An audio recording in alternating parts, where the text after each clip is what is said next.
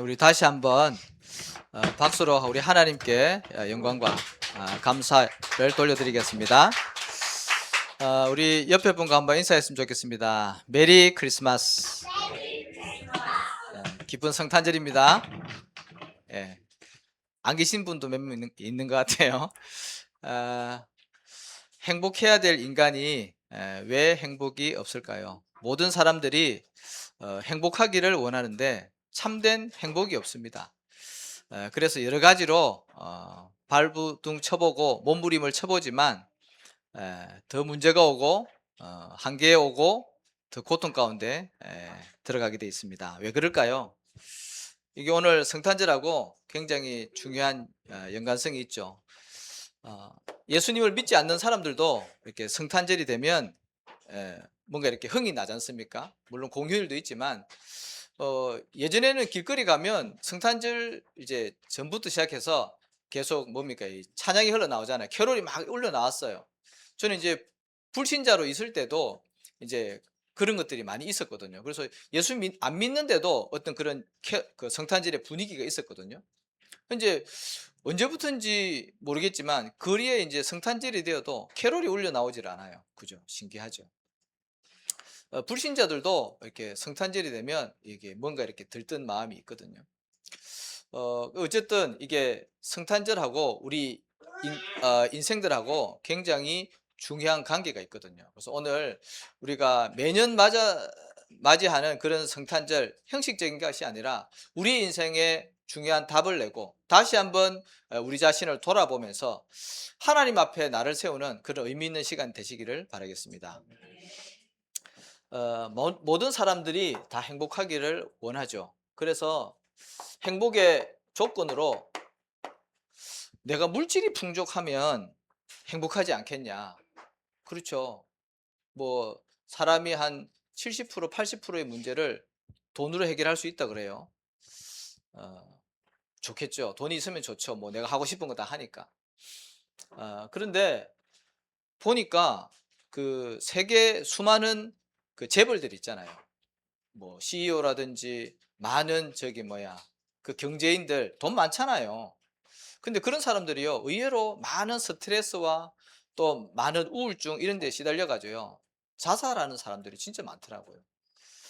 뭐 독일의 뭐 5위 되는 그런 재벌도 너무 이렇게 극심한 스트레스와 압박감 때문에 뭐 열차에 뛰어들어서 죽기도 하고요. 우리나라도 뭐 현대 그 회장, 사장들도 자살을 많이 했잖아요. 그 외에도 많은 경제인들이 나타나진 않지만 많은 우울증들과 그런 회사와 또 기업 이런 많은 돈들을 유지하고 관리하기 위해서 너무나도 많은 스트레스를 받는데요. 돈이 있다고 해서 다 행복한 것 같지는 않아요. 돈이 기준이라면 그런 재벌들이 가장 행복할 텐데 오히려 돈 때문에 더 스트레스를 받는다는 거죠.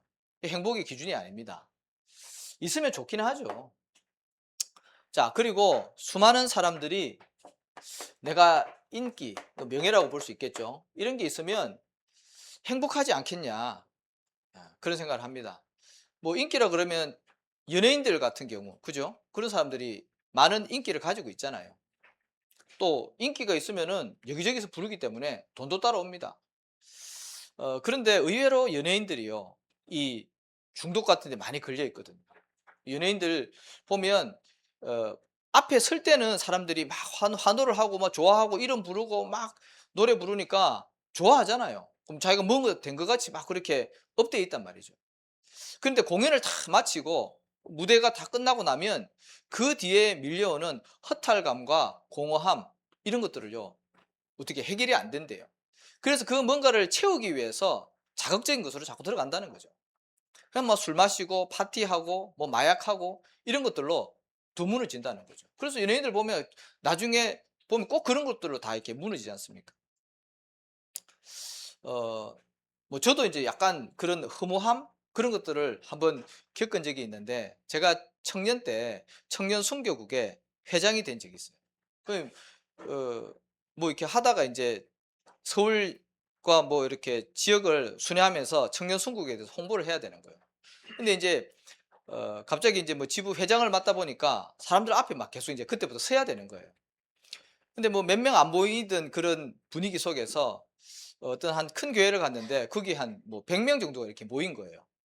모였더니 뭐 사람들이 뭐 알지도 못하면서 막 "아이고 회장님, 회장님." 이러니까 제가 뭔가 된 것 같고, 앞에서 뭐 이제 발표하고 브리핑하고 나니까 막 자기 잘했다고 막 이렇게 치켜 올리고 하니까 저 뭐 우쭐해진 거야. 그래 가지고 인제 다 인제 행사를 다 마치고 인제 혼자 있는데요. 굉장히 우울하더라고요. 굉장히 허무하고. 근데 제가 그때 뭘 느꼈냐면, 아 연예인들이나 이 인기 있는 사람들이 어떤 이런 심정이 오지 않겠나.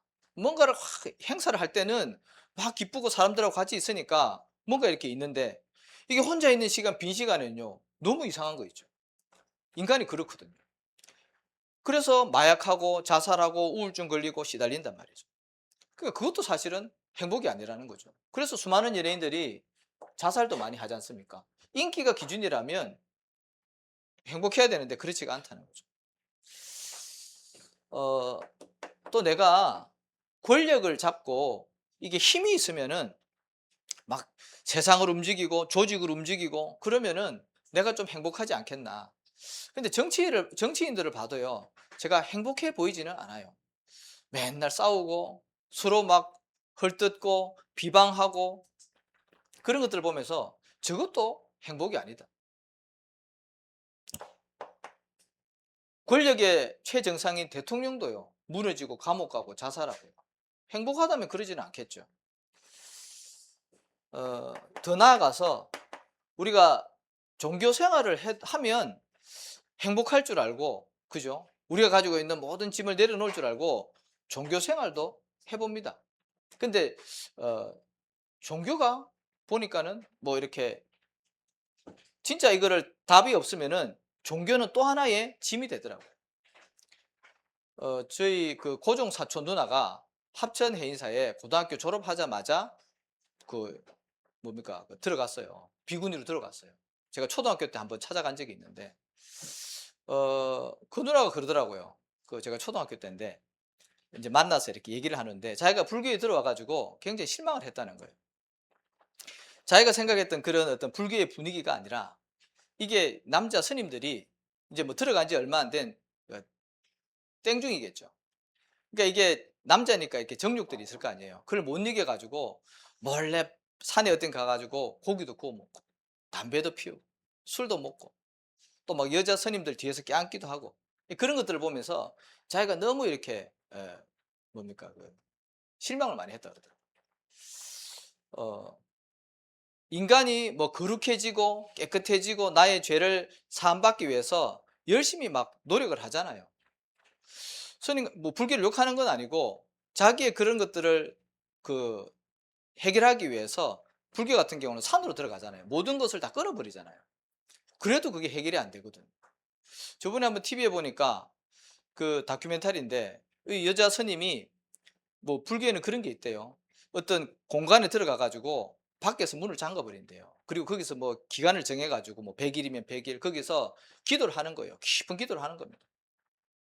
그리고 나서 인제 어디 인제 시간이 되면 나오는 거죠. 근데 그분이 그러더라고요. 들어가나 여기 있으나 똑같다는 거예요. 해결이 안 된대. 오히려 영적으로 보면요, 그거는 더 문제 와요. 인간이 하나님을 떠나 있으면요, 영적 세계에 들어가 버리면 귀신 들리거든요. 복음도 마찬가지입니다. 우리가 교회를 다니지만 복음 없이 인생에 참된 해답 없이 기쁨이 없이 그렇게 교회를 다니잖아요. 똑같아요. 행복이 없어요. 그래서 이런 것들로 인간이 행복해져 보려고 하지만 한계에 부딪히고 더 큰 부작용이 일어난다는 거죠. 그래서 그게 왜 그럴까요? 행복하고 싶은데 인간이 행복이 없어요. 우리가 청년 때는 이제 가정을 이루고 결혼을 해야 되잖아요. 뭐 결혼을 하면 또 행복할 줄 알죠. 결혼 중요하죠. 하나님이 만들어 놓은 제도 아닙니까? 인간의 축복된 권리인데요. 뭐 다들 결혼해 보신 분은 알겠지만 뭐 결혼해 가지고 행복한 기간이 몇 개월 안 가잖아요. 그렇죠? 결혼하면 행복할 줄 알지만 거기에 따른 또 문제도 있다니까요.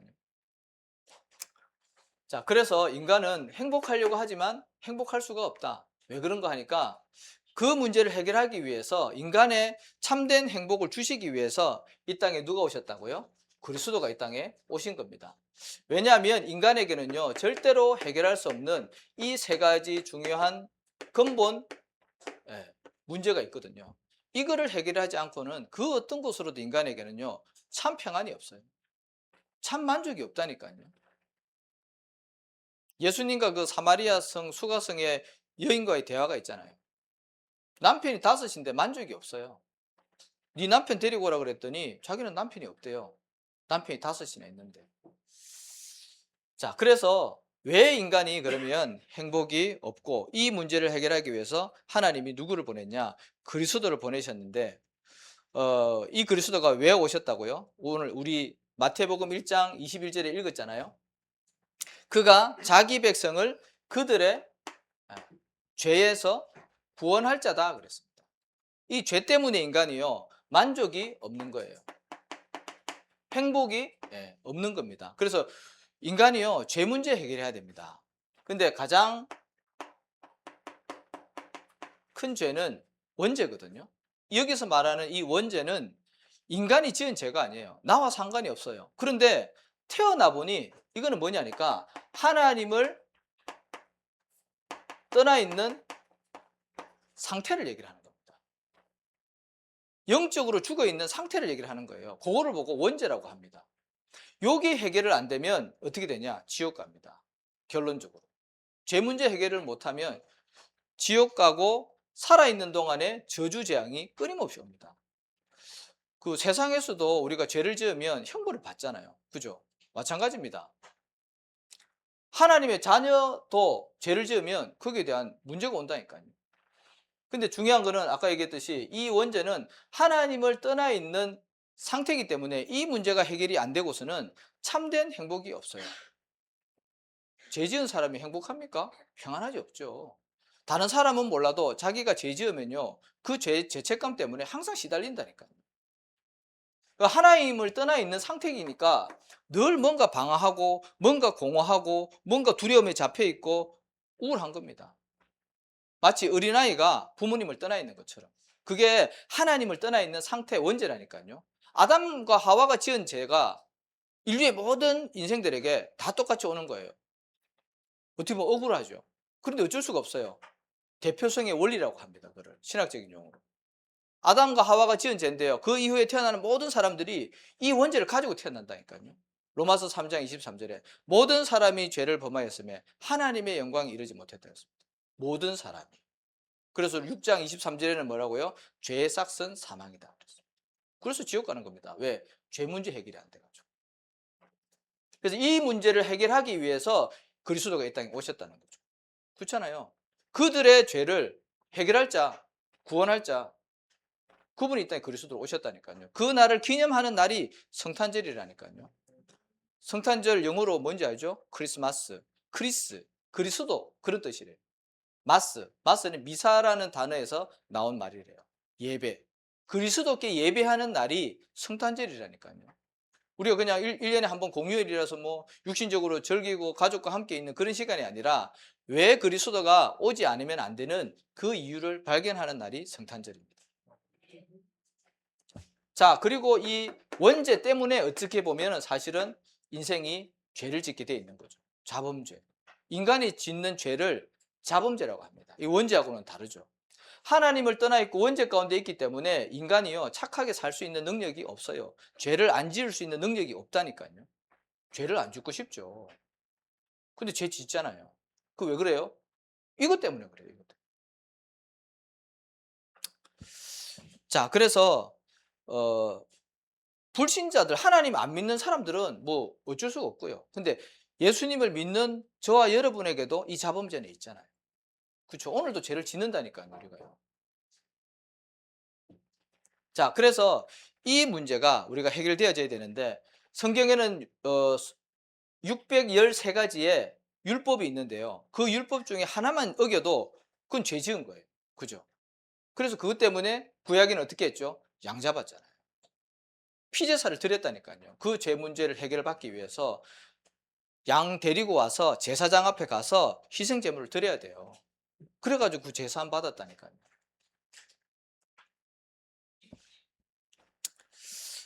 근데 중요한 거는 우리가 이제 예수님을 믿음으로써 이 죄 문제 해결을 제사함을 받았잖아요. 그죠? 요한일서 1장 9절에 우리가 우리 죄를 자백하면 하나님께, 그죠? 하나님이 미쁘고 의로우사 우리의 죄를 깨끗게 사하신다 그랬습니다. 근데 여기서 우리가 조심해야 될 게, 나는 제사함 받았으니까, 구원 받았으니까 괜찮아, 막 사는 겁니다. 뭐 죄를 지어도. 뭐 그걸 보고 이제 방종이라 그러죠. 그 뭡니까, 넷플릭스입니까? 거기 보면 더 글로리라는 그 드라마가, 영화가 있었잖아요. 뭐 아시는 분들, 젊은 친구들 알 겁니다. 그 작가가 약간 비꼰 것 같은데 이제 그런 장면이 나오죠. 그 학폭 피해자가 이제 복수하는 건데 친구를 찾아가잖아요. 근데 그 친구 중에 한 명이 대형 교회 목사님의 딸이에요. 근데 이제 이 주인공이 그 교회를 찾아가 가지고 협박을 하는 겁니다. 큰 가방을 주면서 야, 여기다가 달러로 가득 채워와. 그렇게 이제 협박을 하는 거죠. 그랬더니 그 여자 그 아이가 왜 이게 신성한 곳에 와서 이렇게 나를 협박하냐고 이제 그러면서 돈을 채워가지고 갖다 줘요. 이제 그러면서 뭐라 그러냐면, 나는 괜찮아. 나는 이미 죄사함 받고 구원받았기 때문에 나는 천국 가. 이제 그렇게 얘기를 하는 거예요. 그러면서 이제 그러니까 이제 그 주인공이 뭐라 그러냐? 그래, 죽어서 천국 가. 살아 있는 동안에는 지옥일 거니까 이제 복수하겠다는 거죠. 근데 제가 그 얘기를 들으면서 저 작가가 비꼬는구나. 왜냐하면 그런 사람들이 있거든요. 나는 구원받았기 때문에 아무렇게나 살아도 돼. 그래서 막 윤리도덕적으로 죄 짓고 그걸 보고 이제 방종이라 그런단 말이죠. 그런데 진짜 우리가 예수님을 믿고 죄사함 받고 구원을 받았다면 사실은 죄를 안 지으려고 하겠죠. 그렇죠? 죄를 지으면 우리가 계속 괴로워하고, 그죠? 하나님 앞에 기도하고 안 지으려고 자꾸 하겠죠. 자, 그래서 뭐 어쨌든 우리 속에 성령이 함께 하시기 때문에 우리가 이것 때문에 지옥 가지 않고 원죄 문제 해결되었기 때문에 우리가 하나님의 자녀로 살다가 천국 가는 건 확실하죠. 우리가 진짜 믿는다면. 그래서 저와 여러분이 종교와 복음의 차이점을 좀 아셔야 됩니다. 종교에서는 이 죄 문제를 해결하기 위해서 네가 경건하게 살아야 돼요. 선행도 많이 하고 봉사도 많이 하고 교리도 잘 지키고 뭐 불교, 천주교, 교회 잘 다녀야지 네가 죄 사함 받고 구원 받는 거야. 그렇게 가르치는 경우가 많거든요. 종교가 그래요. 근데 복음은 뭡니까? 믿음으로써 구원 받는 거야. 예수님이 너를 위해서 십자가에서 죽으셨기 때문에 그거를 믿으면 네가 죄 사함 받는 거야. 기준이 다른 겁니다. 그죠? 종교는 내가 뭔가를 노력해서 구원도 받고 이 죄사함도 받는 건데, 복음은 뭡니까? 우리는 절대 불가능이기 때문에, 안 되기 때문에 하나님이, 그리스도가 다 해결하셨다는 거예요. 그래서 믿으라는 겁니다. 안 되니까, 할 수 없으니까. 하나님을 떠나서 완전히 영적으로 죽어 있는 상태인데 뭘 할 수가 있습니까? 안 된다는 거잖아요. 그래서 믿으라는 거예요. 그래서 하나님은 사랑의 하나님입니다. 자, 그리고 두 번째, 어떤 문제를 해결하기 위해서 그리스도가 오셨습니까? 이 사단의 권세를 깨트리기 위해서 그리스도가 이 땅에 오셨습니다. 우리 마태복음 1장 23절 우리 상반절에 보면 뭐라 적혀 있습니까? 보라, 처녀가 잉태하여 아들을 낳으리니 이름을 예수라 하라 그랬잖아요. 처녀가 잉태하여. 근데 이게 어디로 연결되냐면 창세기 3장 15절에 여자의 후손이 뱀의 머리를 상하게 할 것이다. 이 처녀가 잉태한다. 그죠? 그리고 여자의 후손, 이 같은 말이거든요. 예수님이 동정녀 마리아에게서 성령으로 잉태돼서 태어났잖아요. 그게 이 처녀가 잉태, 여자의 후손, 이 같은 말이란 말이죠. 이제 그 말이 사단의 권세를 깨트리기 위해서 하나님이 직접 사람의 몸을 입고 이 땅에 오시겠다고 약속한 겁니다. 그게 성취된 날이 성탄절이라니까요. 자, 그래서 이 사탄의 이 존재와 활동은요, 성경 창세기부터 계시록까지 계속해서 나오고 있습니다. 사람들은 영적으로 무지하기 때문에 사단의 존재를 알지를 못하고 또 부인합니다. 그런데 분명히 성경은 말씀하고 있고 이게 실제적으로 우리의 삶 가운데 역사한다니까요. 정사와 권세를 가지고 활동을 한다니까요. 그 개인에게 역사를 한다니까요. 그래서 이걸 우리가 잘 알으셔야 됩니다. 그래야지 저걸 알고 나를 알면 지피지기면 백전백승이라 그랬잖아요. 저걸 알아야지 우리가 영적 싸움에 승리할 수 있는 겁니다. 자, 그래서 이 사단은요, 어떻게 하냐? 어떤 존재냐? 하나님을 대적한 존재입니다. 하나님이 만든 피조물인데요, 하나님을 대적했어요. 그래서 쫓겨나서 인간을 실패시키고 멸망시키는 겁니다. 그게 이사야 14장에 나와 있죠. 내가 지극히 높은 자와 같이 되리라. 그게 사단이 하나님께 대적한다니까요. 그리고 하나님의 자녀의 죄를 어떻게 해요? 참소한다 그랬습니다. 이 참소라는 단어는 그 헐뜯고 무너뜨리기 위해서 비방하는 것을 참소라고 얘기를 하더라고요. 욥기에 잘 나와 있죠. 두루 다니면서 욥을 본 거예요. 그리고 나서 하나님 앞에 서서 욥을 막 참소하죠. 하나님 복 주시니까 욥이 저렇게 잘 되지 않겠냐. 하나님 욥을 한번 저주해 보십시오. 아마 돌아설 겁니다. 막 헐뜯죠. 참소하는 자. 근데 중요한 거는 이 사람을 참소하기 위해서는 어떻게 해야 돼요? 지켜보고 있다는 거예요. 마귀가 욥을요 자세하게 지켜봤다는 거예요. 그러니까 잘못과 그런 하는 행동들을 얘기를 하잖아요. 마찬가지입니다. 지금도 사단은 우는 사자처럼 두루다니며 삼킬 자를 찾는데 우리가 영적으로 긴장을 해야 되는 거죠. 그래서 이 사단은 인간의 죄를 참소하는 자고요. 그 다음에 복음을 깨닫지 못하도록 어떻게 해요? 혼미케 한다 그랬습니다. 고린도후서 4장 4절 아닙니까? 복음의 광채가 비치면 이 영혼이 살아나는데 힘을 얻는데 그것을 하지 못하도록 복음의 광채가 비치지 못하도록 혼미케 한다 그랬습니다. 그게 마귀의 일이라니까요. 그리고 말씀을 듣는데 말씀이 뿌리 내리고 자라나지 못하도록 말씀을 놓치도록 말씀 잊어버리도록. 왜? 말씀만 들어가면 이 사람은요 믿음이 자랄 텐데 그걸 못하게 하는 거예요. 그게 마태복음 4장에 나와 있지 않습니까? 사단이가 그 말씀을 빼앗아 간다 그랬습니다. 자, 그리고 인간의 방법으로는 이 사단을 절대로 이길 수가 없습니다. 아무리 착하게 살아보고 아무리 뭐 지식을 가져보고 과학으로 우주를 다녀도 인간 개인에게 오는 영적인 문제는 해결이 안 돼요. 오히려 복음을 모르고 착하게 살면 살수록 더 영적인 문제가 오고요.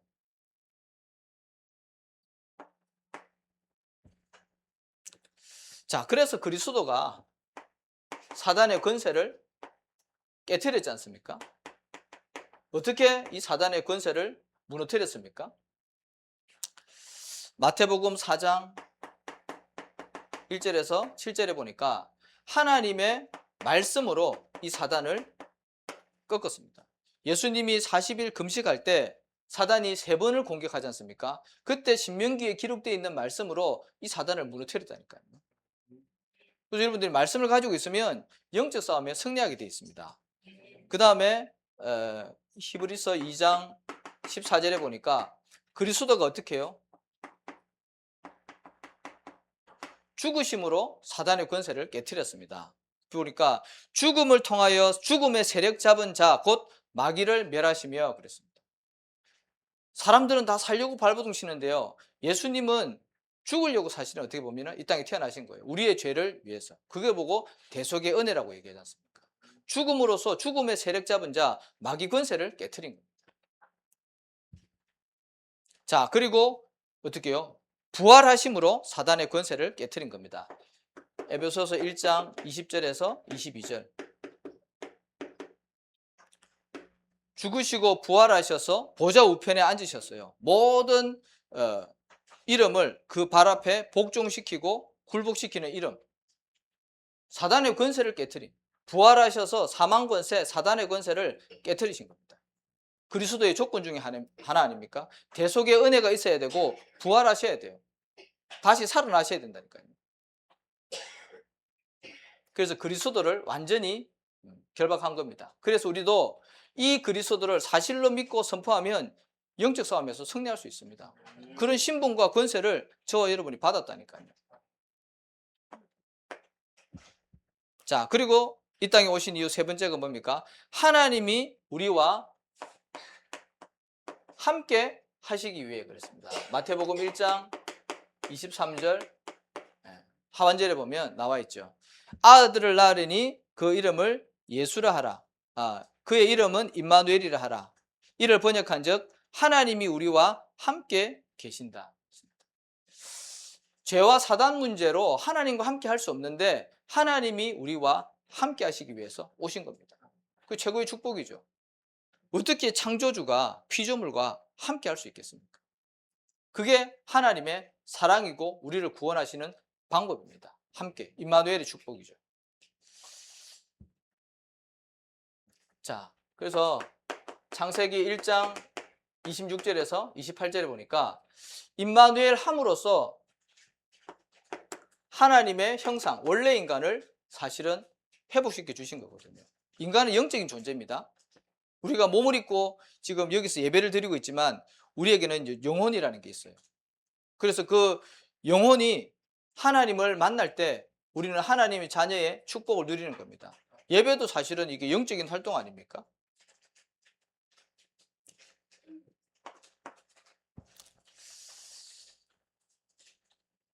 자, 그리고 우리가 육신적으로는 풍족하지만, 그죠? 육신적으로는 풍족하지만 많은 사람들이 아까 서론에 말씀드린 대로 방황하고 이 타락하는 이유가 뭡니까? 하나님을 떠나서 온 문제거든요. 어린아이가 부모와 함께 있으면요 행복해요. 그 엄마가, 그 부모님이 배경이 없고 돈이 없고 한다 할지라도 아이는 부모님과 함께 있으면 행복하다니까요. 그게 부모와 자식과의 관계 아닙니까? 마찬가지입니다. 우리가 하나님과 함께 있으면요 행복하고 평안하다니까요. 하나님을 떠나 있으니까 불안하고 염려하고 근심 걱정하고 막 방황을 하는 거예요. 제가 어릴 때 2번 집에서 쫓겨났거든요. 초등학교 아마 1학년 들어가기 전인가 그런데 그 한 번은 이제 집에서 이제 놀다가 사촌 동생이랑 놀다가 집에 있는 그 전자제품이랑 가구를 박살을 냈어요. 그래가지고 이제 2분이서 이제 맞벌이를 해가지고 집에 아무도 없을 때 이제 일어난 일이라 그래가지고 열이 받으셔가지고 막 이렇게 혼을 내더니 나가! 그러더라고요. 그래가지고 이제 한번 쫓겨났죠. 이제 쫓겨나가지고 이제 막 거리를 막 방황을 했어요. 나중에 찾으러 오시더라고요. 이제 아마 밖에서 막 울면서 막 잘못했다고 용서를 빌 줄 알았는데 나가버리고 막 한밤이 되도록 안 돌아오거든. 그러니까 이제 부모님이 걱정이 돼가지고 후레쉬 들고 찾으러 왔더라고요. 굉장히 두렵더라고요. 혼자서 막 어디로 가야 될지를 모르고 방황했는데 한 번은 또 이제 뭐 약을 심부름 시킨 것 같아요. 엄마가 몸이 아파가지고 돈 10,000원짜리 주면서 그때 10,000원이면 컸잖아요. 이제 10,000원을 이제 들고 약국을 갔는데 뭐 약 사고 이렇게 돈을 이제 꺼냈는데 돈이 없는 거예요. 분명히 내가 들고 왔는데 10,000원이 없는 거예요. 그리고 이제 집으로 갔더니 또 화가 나셨나 봐 그때. 그래가지고 그때 돈 10,000원이면 컸는데 뭐 내가 뭐 훔쳐갔다고 생각했는지 막 이렇게 혼을 내더니 또 이렇게 나가라 그러더라고요. 그래 이제 그때 아마 겨울이었나 그랬던 것 같은데 이제 뭐 옷을 벗기시더라고요. 열이 받았는지. 그래가지고 이제 완전히 벗기지는 않고 안에 뭐 내복 같은 거 입혀가지고 이제 나갔는데 그때도 또 이제 또 우울감에 사로잡혀가지고 에이씨 나간다 그래 이제 나가가지고 이제 길거리를 막 그 동네에 이제 있는데 어디 갈 데가 없더라고. 그래서 약국 앞에 쭈그리고 앉아 있으니까 어떤 연인 2명이 딱 오더니 야 너 왜 여기 있냐 막 그렇게 이제 불쌍한 눈으로 보더라고요. 그래서 할 말이 없어가지고 일어나가지고 이제 어디 정처 없이 막 떠돌아 다녔어요. 그것도 이제 또 밤이 됐더라고요. 이제 그때 또 이제 막 부모님들이 막 찾으러 이렇게 저를 왔더라고요. 뭐 혼자 막 저 어두컴컴한 막 들로 산으로 막 나 같은 놈은 죽어야 돼 이러면서 혼자 막 간 거예요. 근데 진짜 혼자 나가 있으니까 너무 두렵고 방황하고 어디로 가야 될지 막막한 거죠. 어린아이가 부모님 떠나면요 막막하다니까요. 마찬가지입니다. 우리 인생이 우리의 참된 주인이신 우리의 창조주이신 하나님을 모르면 방황하게 돼 있어요. 그러니까 자꾸 어떻게 해요? 요즘 뭐 심각하지 않습니까? 뭐 마약 하고요. 또 뭐 알코올 중독, 또 도박 중독, 그죠? 미디어 중독, 뭐 이런 것들로 하나님과 함께 있어야지 평안한데 이게 없으니까 자꾸 다른 것을 의지하는 거예요, 사실은. 모양만 다를 뿐이지 뭔가 공허하고 답답하고 허무한 것을 채워나가는 거라니까요. 근데 이게 중독으로 연결되잖아요. 이거 없으면 못 살잖아요. 끊어버리면 금단 현상이 일어나잖아요. 이 더 큰 이제 문제가 일어나는 거죠. 그래서 계속 말씀드리는 거지만 하나님 만나야 됩니다, 인간은. 그렇죠. 이 세 가지 문제 해결되어져야지 하나님 만날 수 있는데, 그 문제를 해결하기 위해서 그리스도가 이 땅에 오셨는데, 그분이 누구라고요? 예수님. 그분을 나의 구주로 영접할 때 내가 하나님 자녀 되어지고 이 문제에서 빠져나온다니까요. 우리 인생은 죽음으로 끝이 아니에요. 영원한 세계가 기다리고 있다니까요. 천국 아니면 지옥입니다. 살아있는 동안에만 구원받을 수가 있어요. 그래서 하나님이 우리와 함께 하시는 축복, 우리가 날마다 누려야 되겠고요. 그래서 하나님 만나는 길 대신 그리스도가 이 땅에 오셨는데, 그분이 누구라고요? 예수님. 그래서 우리가 예수님 믿는 거예요. 이유 없이 예수님 믿는 게 아니라, 교회를 다녀서 예수님 믿는 게 아니라, 이 문제를 해결하신 분이 예수님이고 그리스도이기 때문에, 그래서 우리가 예수 이름 부르는 겁니다.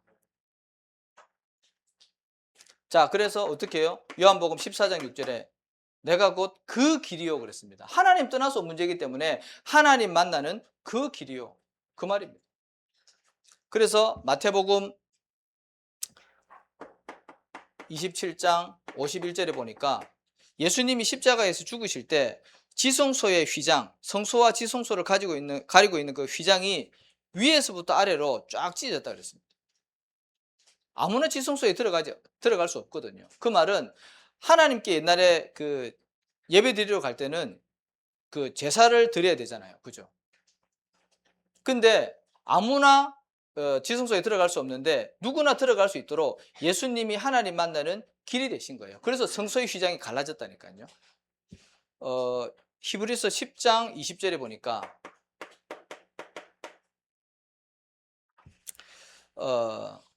하나님께 나아가는 새로운 산길이 열렸다 그랬습니다. 그래서 우리가 예수님을 믿음으로써 하나님을 만날 수 있는 겁니다. 그래서 저와 여러분이 오늘도 이 길 대신 예수 그리스도 최고로 누리시기 바랍니다. 자, 그렇게 되어질 때 이 크리스마스는 어떤 크리스마스입니까? 정말 기쁜 메리 크리스마스가 될 줄로 믿습니다. 안 기쁘십니까? 저는 사실 이 복음을 딱 깨닫고 나서 그 해에 성탄절 때요, 너무 기쁘더라고요, 진짜. 이 성탄 찬송가를 부르는데요, 나도 모르게 눈물이 나요. 한 번도 그런 적이 없었는데, 그때 복음을 진짜 알고 하나님의 이 은혜를 처음 받으니까요, 정말 이 성탄절이 너무 감사하더라고요. 예수님이 이 땅에 안 태어났다면, 안 오셨다면 우리는 지금도 소잡고 양잡고 그 율법 속에서 완전히 눌려서 지냈을 텐데, 그리스도가 오셔서 나의 모든 문제를 십자가에서 해결하셨구나. 이 탄생한 날이요, 너무 감사하고 기쁜 거 있죠. 그전에는 이런 게 없었거든요. 그러니 크리스마스가요, 진짜 즐거운 메리 크리스마스입니다.